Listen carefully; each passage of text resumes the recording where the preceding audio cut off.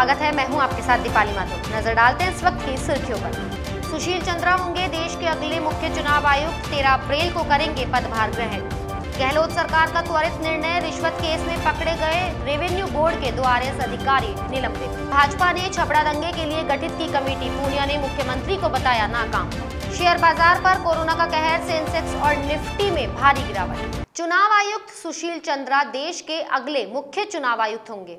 सूत्रों ने बताया कि निर्वाचन आयोग में सबसे वरिष्ठ आयुक्त को मुख्य निर्वाचन आयुक्त बनाए जाने की परंपरा है। उन्होंने बताया कि सरकार ने चुनाव आयोग के शीर्ष पद के लिए सुशील चंद्रा के नाम को हरी झंडी दे दी है। उल्लेखनीय है कि चंद्रा को संसदीय चुनाव से पूर्व 14 फरवरी 2019 को चुनाव आयुक्त बनाया गया था।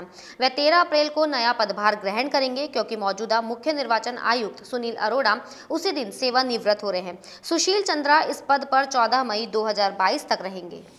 कांग्रेस नेता राहुल गांधी पश्चिम बंगाल में 14 अप्रैल से प्रचार करेंगे। पार्टी सूत्रों के मुताबिक राहुल गांधी गोवाल, पोखर और माटीगढ़ा में प्रचार अभियान में भाग लेंगे। कांग्रेस नेता बंगाल में 4 चरणों के चुनाव खत्म होने के बाद प्रचार अभियान में शामिल होने जा रहे हैं। या कांग्रेस वामफ्रंट के साथ मिलकर 92 सीटों पर चुनाव लड़ रही है।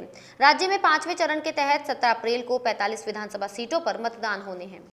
3 नए कृषि कानूनों का किसान लगातार विरोध कर रहे हैं। वे पिछले 4 महीने से अधिक समय से बॉर्डर पर धरना दे रहे हैं। भारतीय किसान यूनियन के राष्ट्रीय प्रवक्ता ने कहा कि सरकार यदि संयुक्त किसान मोर्चा को वार्ता का न्योता भेजेगी तो मोर्चा उस पर विचार करेगा।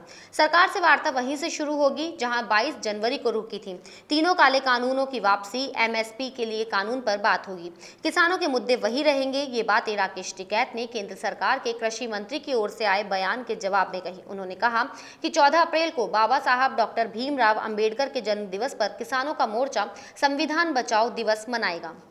देश भर में चल रही कोरोना की लहर से सर्वोच्च अदालत भी अछूती नहीं रही है। खबरों के मुताबिक देश की सुप्रीम कोर्ट का 50% स्टाफ कोरोना से संक्रमित हो चुका है। हालात को देखते हुए अब सुप्रीम कोर्ट के जजों ने फैसला लिया है कि वे अपने अपने घरों से वीडियो कॉन्फ्रेंसिंग के जरिए सुनवाई करेंगे। देश में कोरोना वायरस की दूसरी लहर अपना कहर बरपा रही है। देश में एक दिन में मिलने वाले कोरोना संक्रमण के मामलों के अब तक के सभी रिकॉर्ड ध्वस्त हो गए हैं। बीते 24 घंटों में रिकॉर्ड 1,69,899 नए कोरोना मरीज मिले हैं और 904 लोगों की मौत हो गई है। देश में अब तक 1,35,25,379 से ज्यादा लोग कोरोना संक्रमण की चपेट में आ चुके हैं। वहीं 1,70,209 मरीजों की अब तक जान गई है। वहीं अब तक 10 करोड़ से ज्यादा लोगों को वैक्सीन लगाई जा चुकी है। हरिद्वार महाकुंभ में आज दूसरा शाही स्नान हुआ। इस शाही स्नान में तमाम अखाड़ों के साधु संतों ने आस्था की डुबकी लगाई। हजारों की संख्या में आम लोगों की भीड़ में आस्था की डुबकी लगाई गई। नेपाल के अंतिम राजा ज्ञानेंद्र वीर सिंह ने भी हरिद्वार में संतों के साथ शाही स्नान किया। भीड़ होने की वजह से कई जगहों पर कोरोना प्रोटोकॉल के नियम भी टूटते नजर आए। न सोशल डिस्टेंसिंग का पालन हुआ और न ही कोई मास्क लगाए नजर आया। कुंभ मेला आईजी संजय गुंज्याल का कहना है कि शाही स्नान में सबसे पहले अखाड़ों को अनुमति दी गई, उसके बाद आम लोगों को शाही स्नान करने की इजाजत दी गई। गहलोत सरकार ने त्वरित निर्णय लेते हुए रिश्वत केस में पकड़े गए 2 आरएएस बीएल मेहरडा और सुनील कुमार शर्मा को सस्पेंड कर दिया है। राज्य के कार्मिक विभाग ने देर रात सस्पेंड करने के आदेश जारी कर दिए हैं। कार्मिक विभाग द्वारा जारी आदेश के अनुसार निलंबन काल के दौरान दोनों अफसरों का कार्यकाल प्रमुख शासन सचिव कार्मिक विभाग रहेगा। भ्रष्टाचार निरोधक ब्यूरो ने अजमेर रेवेन्यू बोर्ड के दोनों अफसरों एवं दलाल शशिकांत को रिश्वतखोरी के आरोप में हिरासत में ले लिया था। दोनों अफसर फिलहाल एसीबी के रिमांड पर हैं। राजस्थान प्रशासनिक सेवा के इन दोनों अफसरों और दलाल पर कार्रवाई में एसीबी को करीब 80 लाख रुपए नकद मिले।